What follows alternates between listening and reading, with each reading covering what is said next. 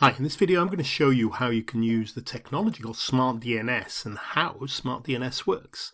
Now basically the focus of Smart DNS is to unlock global content. So any of these websites or YouTube videos or whatever that get blocked because of your location, you can use Smart DNS to bypass that.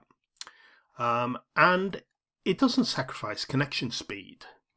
Now, lots of people use VPNs for this, and they reroute all your traffic through an encrypted tunnel, but Smart DNS works slightly different and only redirects part of the DNS queries used to bypass regional restrictions. So, this is a Smart DNS product. This is one that I use. It's called Smart DNS Proxy. One of the first, I think. There are quite a few now, but Smart DNS Proxy was one of the earliest ones, and there's a completely free 14-day trial in the description if you want to try it. But the main thing with Smart DNS is it only works on specific sites. Now here you can see Smart DNS here, and these are the sites the Smart DNS works for. A lot of them you may not have heard for, a lot of you will. Netflix, Pandora, ABC.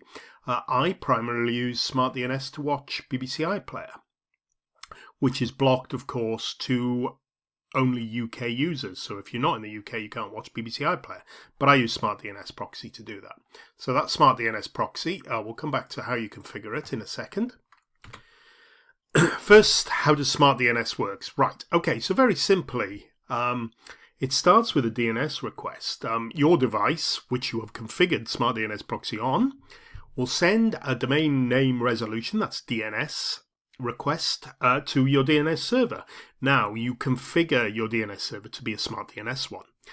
So the Smart DNS proxy will then intercept and modify your location data if it's a restricted site. So if it's a site it knows about and configured for, it will modify your location to match one that will give you access. So it's basically spoofs your IP address, much like a VPN, to make content providers think you're browsing from an approved region.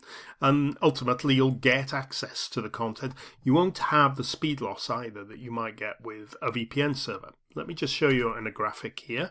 So basically, I configure Smart DNS on my client, say my laptop, my phone, my tablet, whatever. And I access something like BBC iPlayer. It'll go to Smart DNS, and here's where the decision is made.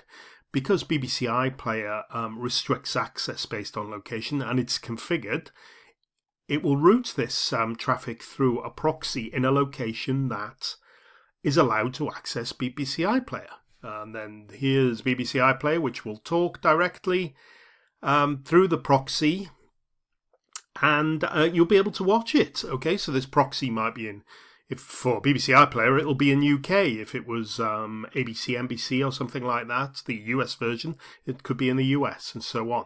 If it isn't a geo-blocked site and you just want a DNS reply, it will go to a normal server. So it'll just give you the address and you will just speak to it as you would any other DNS server.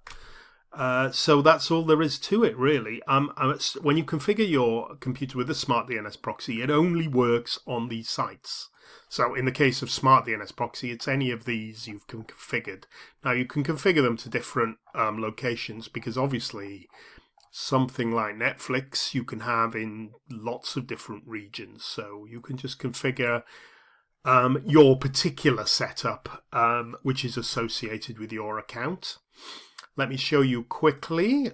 What's on the next screen? Okay, yes, Smart DNS versus VPN.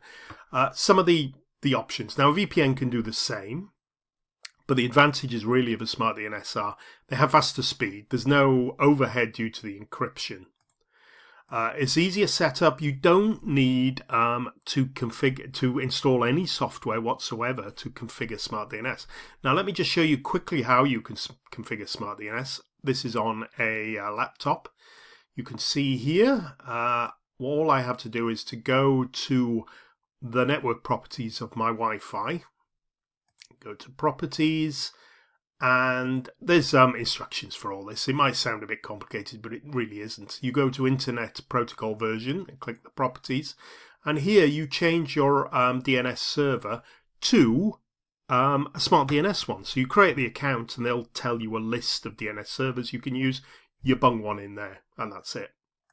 And that's how you configure Smart DNS. So you would configure that on a smart TV. You would go into your network connections and find where it says DNS server and configure that. And that's how it works. Just close that. Say it sounds a little bit complicated, but it's only about 3 clicks really. Smart DNS lower resource consumption. It only routes traffic that it needs to, so it's basically hiding your location. After it's done that, you will allow the server to talk directly. It really is focused only on geo-restriction bypass. There's no security, doesn't hide your IP address, doesn't spoof your IP address completely. A VPN, the advantages, if you like, are it has encryption. It gives you total privacy over that connection. VPN stands for Virtual Private Network. So it'll mask your IP address. Nobody will see your IP address or your location. It's really essential to use on public Wi-Fi because it gives you protection from people stealing your data, your usernames and passwords. And it's basically a security product as well. So both of them work to enable access. I use them all the time. I use Smart DNS a lot of the time. I also use a VPN when I'm traveling, NordVPN, which there's also a link in the description below. Smart DNS prioritizes speed and compatibility. There's no software to install. Whereas a VPN is a bigger, more rounded product that offers privacy protection and encryption. So there's much more to it. And that's basically it. That's how Smart DNS works. I hope that's answers some questions. I've noticed there's not a lot of information on how it actually works on the internet. So hopefully that's given you a broad introduction. I'm going to do quite an advanced one because I've kind of summarized parts of the steps in a later video. So if you want to watch that, keep an eye on it for it. Okay, thanks for watching and bye for now.